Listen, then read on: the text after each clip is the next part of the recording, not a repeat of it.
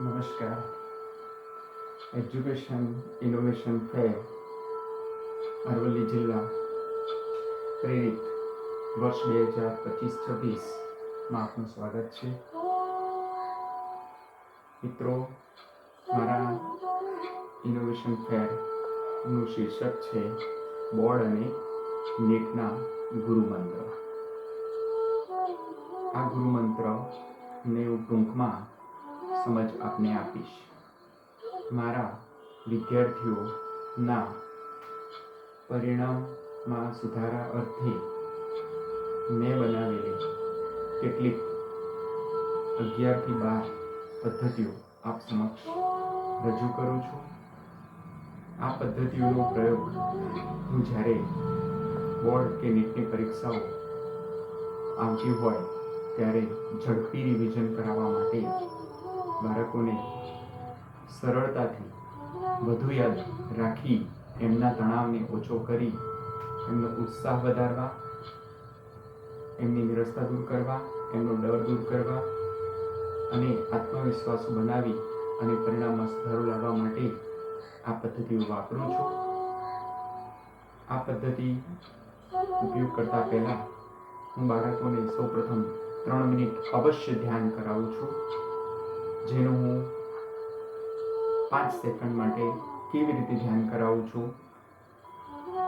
મારી સમક્ષ બાળકો હોય તો એમને પહેલાં પોઝિશનમાં લાવી એમને સ્થિર બેસવા કહું છું, ઊંડા શ્વાસ લેવડાવું છું. ત્યાર પછી બાળકો સ્થિર થાય, આંખો બંધ કરી અને હું આમ ધ્યાન પોઝિશનમાં હું પોતે પણ ઊભો રહી તેમની સમક્ષ સ્થિરતા રાખી મને પણ એ બાળકો અનુસરે છે.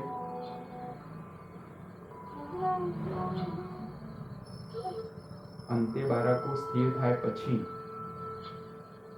હું કોઈ પણ એક મેથડ પછી બીજી મેથડ એમ ક્રમશઃ ઝડપથી વિધિન 1 વીકની અંદર વધારેમાં વધારે ઝડપી તૈયારી બાળક સમક્ષ આપણે કરાવી શકીએ છીએ. તો એ ગુરુમંત્રો આ છે, જે થોડીક આપણે સમજ આપું છું. સ્ટોર એમસીક્યુ મેથડ છે, જેમાં પૂછાતા જ એમસીક્યુ મેં રજૂ કરેલા છે. ટ્રિક પોઈન્ટ, એમાં પણ જરૂરી મુદ્દાને હાઇલાઇટ કરેલો છે. બોર્ડ નીટ આઈએમપી મુદ્દા, જેમાં સરળતાથી થિયરી યાદ કરી શકાય છે. ક્રમિક ફ્લોચાર્ટ મેથડ છે, એ બાળકને સિક્વન્સમાં યાદ રાખવાની એક રીત છે. શોર્ટ ટ્રિક મેથડ છે, એક સાથે ઘણા મુદ્દા ઝડપથી તૈયારી કરી શકાય છે. ફિગર લેબલ મેથડ છે, કે જેની અંદર ફિગર આપવામાં આવે છે સ્માર્ટ બોર્ડમાં અને એના સામે લેબલ કરાવવામાં આવે છે. યલો લાઇન મેથડ, જેની અંદર બાળકને સારા મુદ્દા ઉપર યલો લાઇન કરાવી અને એ મુદ્દા છેલ્લી ઘડીએ તૈયાર કરાવવામાં આવે છે. સિક્વેન્શિયલ ક્રમ આપીને પણ મુદ્દાને યાદ રાખી શકાય છે, એવું બાળકને ક્રમ પણ આપવામાં આવે છે.